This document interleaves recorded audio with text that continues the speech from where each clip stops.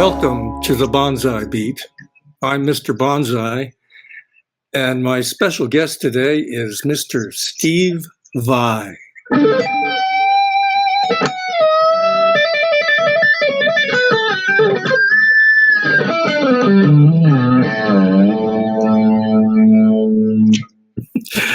Thank you, Steve. You got it. Good to see you. Good to see you too, man. I'm going to do a little introduction. We all know about you, but still, just to remind the unknown people out there. You got it. Steve is a virtuoso guitarist. You just heard that. He's a composer. He's a producer. He's considered by many as one of the greatest guitarists of all time. And in over 40 years, he has sold over 15 million records. This is interesting. Steve grew up in Long Island, New York's Long Island, where he had guitar lessons from fellow high school classmate and future guitarist legend Joe Satriani.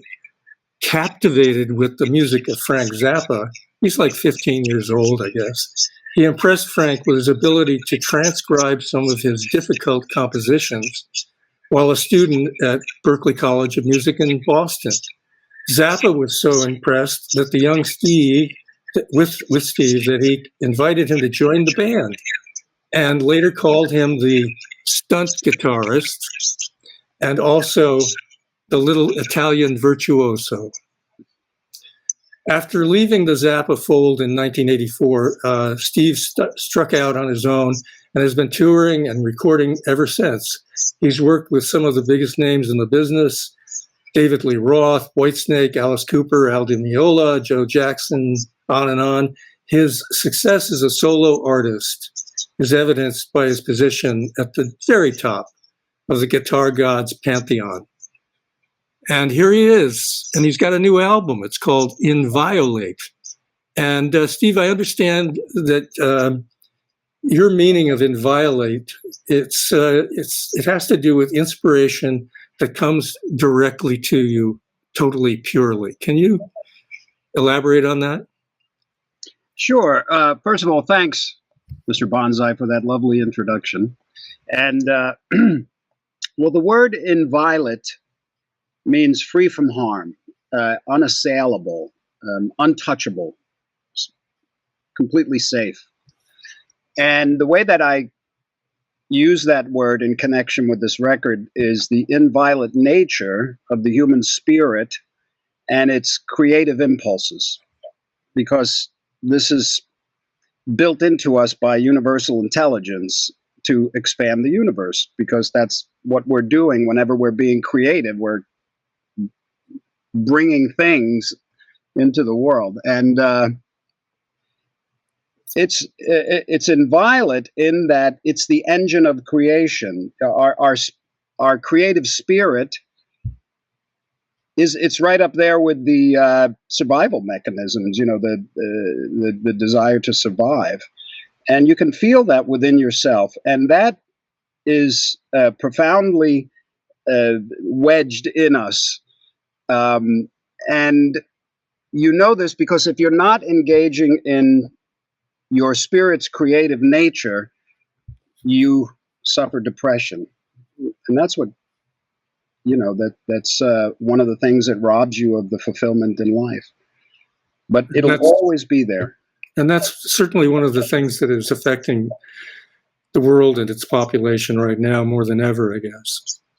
Well, it's the belief that it's the belief and fear right now that seems to be captivating the world stage to a great degree, but that's a choice. Mm-hmm. And although it may be happening in certain areas in the world, it does not have to happen in your life, because it's a choice to think fearfully. All right, let's talk about some of the things that you said about this new album. I understand you discovered some new sounds and some new techniques.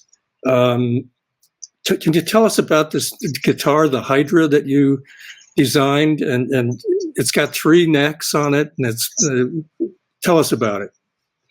Well, The original inspiration came from when I was watching a Mad Max movie, and they were screaming through the desert, and there was this guy on the front of this truck, and he was playing this wild guitar, and he's like strapped in, you know. And I thought that was pretty cool, and I saw that guitar, and I thought that's pretty cool, but I could do better.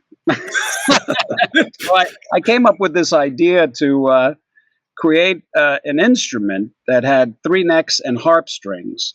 And the first neck would be a 12 string, and it would have half fretless, and then there'd be a 7-string neck, and then a bass neck with the E and A strings fretless, and then these harp strings that are like sympathetic strings.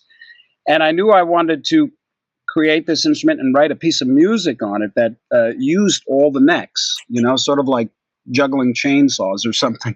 Mm-hmm. And I was very much into the steampunk fashion at the time, so I took my idea with a whole bunch of clippings and stuff that I got from the internet, and I sent it to Ibanez, and they sent me a rendering that they made of the Hydra, and I just couldn't believe it when I saw it. It was like, you're really gonna build that?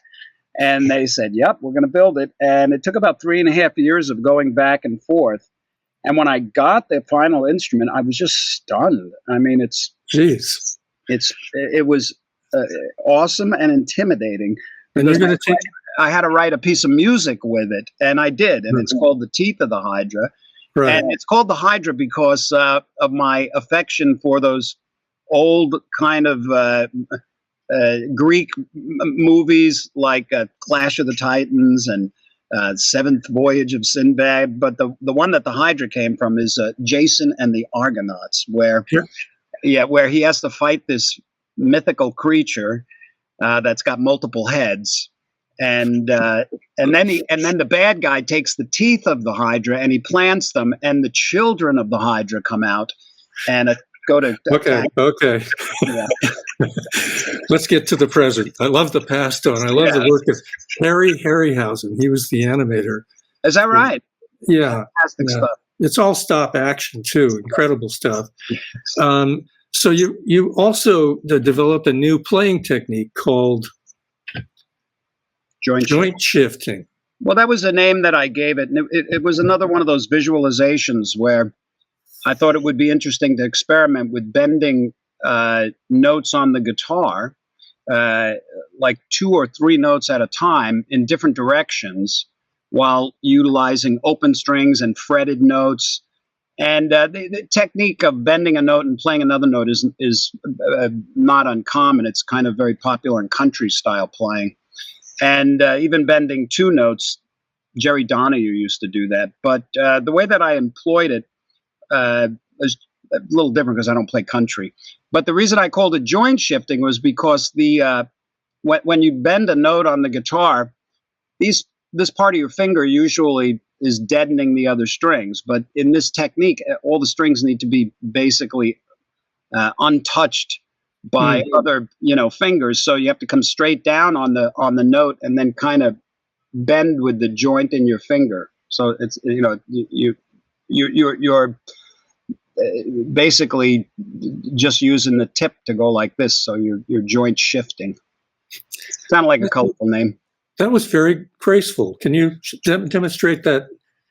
Not on this guitar, because okay, no. Okay. The problems. Yeah. When you have a whammy bar and you bend a note, all the other notes go flat. So it's too difficult.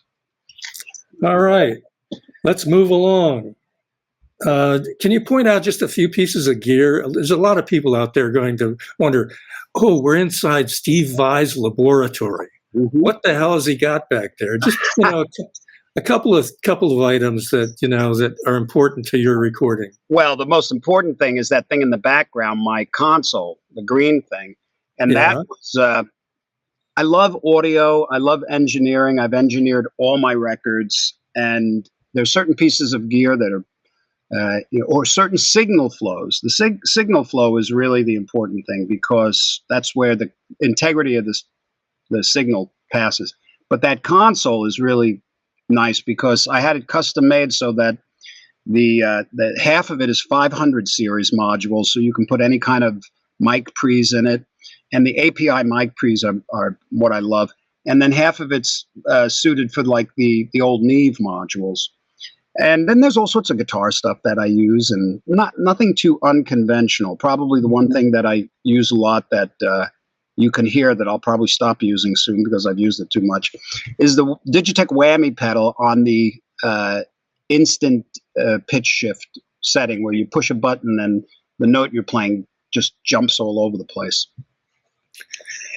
All right. Well, next question is, after you create all this elaborate, complex, beautiful stuff in the studio, how do you go out on the stage and recreate it? Very carefully. That is a very good question, because a lot of the music in my catalog is kind of impractical to try to play live with a 4-piece band, you know. So I choose when I'm putting a record together. I do keep in mind certain pieces that I know will be fun and appropriate for live performance, and I choose those. Perfect. So you're going to go out on the road again. It's been a while. Yeah. And I can't believe it. You're playing a different city every night. How do you get around? Well, we use a bus, tour bus. Tour bus is the best. It's home. I love the tour bus. I get a bunk. Nobody comes near me. I sleep as late as I want. It's fantastic. Yeah. And it's a party, you know. I mean, it's an adult party, but you know, we have a great time, you know, hanging out and bonding, being buddies, listening to music, just talking. And there's no secrets at sea, you know. When you're out on tour with people, you're living with them, you're breathing with them, so we support each other. And the bus is I don't really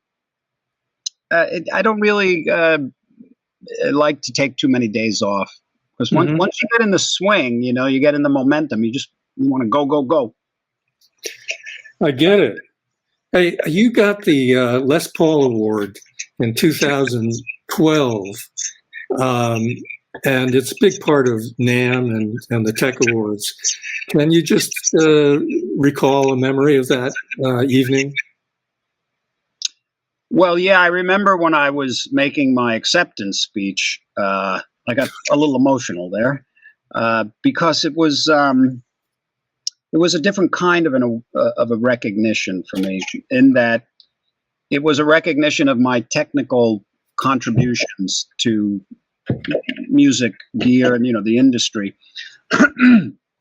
And there's quite the list of people that had won before me were all total A list. You know, you had like Paul McCartney and all these names that you would never associate with Steve Vai usually. So when they awarded me this, it was quite an honor, and I think it all hit me during that speech. Yeah, I was there. Quite a night. Yeah. Well, listen, I did have one silly little question to ask you. Is that okay? It's totally okay. There's no questions off limits. I've been watching you play some of these new tunes from the record. Mm-hmm. I'm honored to have this exclusive preview of what you're up to. And I just wanted to ask you, when you're playing, do your eyebrows ever get tired? It's funny. It's because it's sort of like my facial muscles are connected to my fingers somehow. And it makes for either a very entertaining display or a very uncomfortable one for some people. I love it. Yeah. And this is Believe in Music time with NAMM. So thank you for being here and expressing your beliefs in music. Thank you. And I want to thank you also for the many years of support, not just for me, but for the music industry that you've contributed to. You really do great stuff. Thank you very much. Okay, can you start shredding or something, and we'll leave it at that? Or something? Or something. And I'm going to shut up and just let you play.